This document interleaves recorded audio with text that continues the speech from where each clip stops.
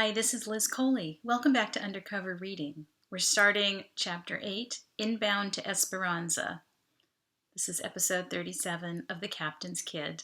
Visit by visit, another 9 weeks passed, and that ever-important transition point grew closer until we were far enough out of the solar system to engage the Hawking Gates drive and begin the particle mapping process. Out here in near vacuum, the particles involved in the maneuver were those of the ship and all of its contents, living and inert. That meant us, too. With the exception of the chief engineer, who had a PhD in extra-dimensional quantum mathematics, no one aboard fully understood the process by which we could be here one instant and there the next, regardless of the speed of light. We didn't travel, we transitioned. Every particle in our bodies transited instantaneously to our new location, intact and unaffected. Brilliant. When I'd asked Chief Aswani about it, he rambled on about quantum states and the Heisenberg uncertainty principle and 3 space brains and a zombie cat in a box. I'm fairly certain it had nothing to do with the orange tiger-striped cat who lived in the greenhouse. The idea I got was that all the particles in the sphere of space containing our ship would be convinced to change their spatial coordinates, while everything else about them stayed the same. Their spin, their velocity, energy levels, and all that. The HG drive borrowed energy from the universe at this location and paid it back when we appeared at the same time in a new spot. It was vital to get the destination coordinates right.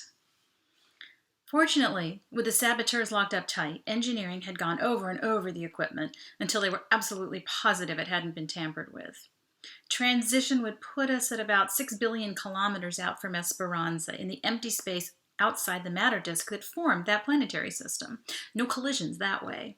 Then it would take us another 3 months, creeping along at 750 kps to reach our target orbit. I set my watchcom to alert me an hour before transition was scheduled, but Dr. M let us out even earlier so we could find an observation window and get a good view. I stood behind Karthik and the other shorter kids, peering into the starry black. What would it look like? How would I feel? Stiff. That's how I would feel. My legs went rigid with waiting, and my back ached. My eyes blurred from staring, and as I blinked to clear my vision, the stars winked out. A different arrangement flickered on. A cheer went up all around me. Why did I blink? What did I miss? Karthik spun and gave me a high 10. Wait, that's it? No spinning through hyperspace? What about the colorful wormhole tunnel? Karthik elbowed me. That's just in sci-fi, you nitwit. This is reality. My shoulders slumped. Reality's boring. Trust me, Karthik said. You want it to be boring. Excitement in space is never a good thing. Dr. M laughed. Never, he repeated. Everyone follow young Mr. Cervolo up to the dining room for transition treats. I sensed an opportunity. Everyone stampeded toward the dining room, and I dashed in the other direction, down the spoke corridor to an elevator. I rode along to Hub C and hurried to the brig room. I hesitated. Just for a second, wondering if this was the greatest idea. Then I committed. With a twist of the wrist, my V-board opened up above my arm. I accessed the SSIS and input temporary authorization, Brandon Webb door security override. And then I tapped in Dad's latest passcode. I touched the thumb lock.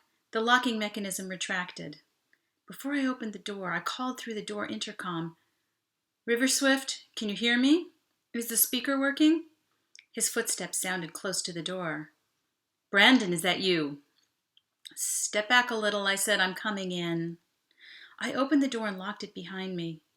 River Swift backed away, shirtless, hands loose at his sides. Sweat gleamed on his muscled chest and forearms. He'd been working out. His biceps were huge. He breathed loudly through his nose. Was I a total idiot? I hadn't brought any kind of weapon, not even a lunch tray or a sock. Surely it's not 7-day already, he said mildly. He gestured to the wall, where tiny rows of dots were grouped by 7s. His captivity calendar. I can't talk freely with my dad or the guards supervising. You know I can barely say hello. Look, I need your help. Your brains. I'm not making any progress on the Sequeuno issue. I've studied their weather cycles and crops. I've read about nutrition and farming. I just can't figure out how to increase their food production so they can stay on Esperanza. None of my models can make it sustainable. I'm missing a factor. The surveys, he suggested. Can you get information on the actual original SSC planetary survey? Of Esperanza? Yes. His eyes narrowed thoughtfully. I'm thinking our people were dumped on a bad piece of land. Again. It's our same old story. I'll do what I can. Now I'd better go before I'm missed. Be well, River Swift said, making no move toward the door. You too. I reset door security behind me. And as I walked back to the elevator with a calm and confident stride, it occurred to me that River Swift had used the word our when he referred to the Sequeunos. Our people, he said. Hey, it was a start. That's the end of this section. Please come back for the next reading.